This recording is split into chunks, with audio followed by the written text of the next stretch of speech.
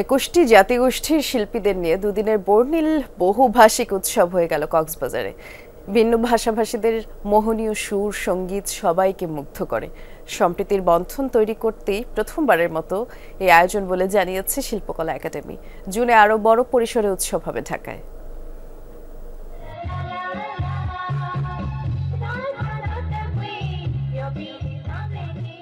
কক্সবাজার সমুদ্র সৈকতের লাবণী পয়েন্টের উন্মুক্ত মঞ্চে সুর সঙ্গীতের এমন আয়োজন মুগ্ধতা ছড়ায় পর্যটকদের মধ্যে।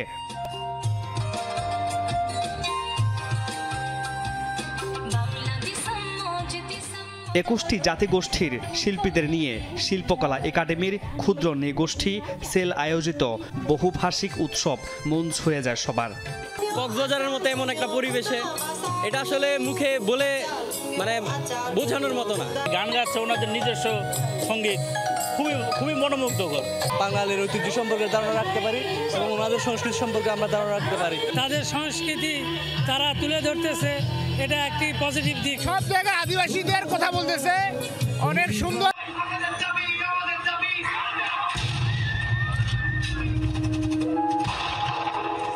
দুদিন ব্যাপী উৎসবে অংশ নেয় চাকমা, মারমা, ম্রো, ত্রিপুরা, লুসাই, খুমি, বম, খেয়াং, চাক, পাংখুয়া, তঞ্জঙ্গা, মণিপুরী, সাঁওতাল, মাহালি, গারো, হাজং, কোচ, রাখাইন সহ ২১টি সম্প্রদায়ের শিল্পীরা পরিবেশন করে বিভিন্ন ভাষার গান, আবৃত্তি ও নৃত্য।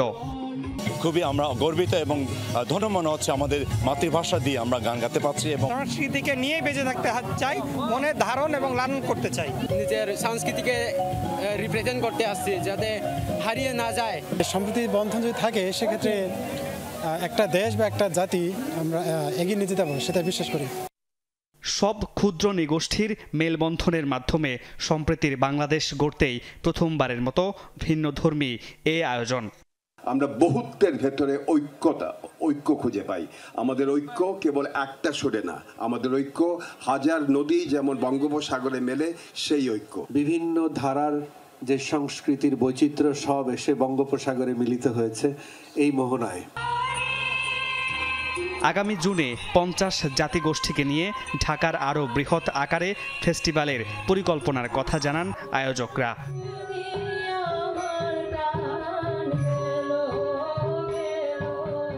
মামুন রশিদ অভি, যমুনা নিউজ।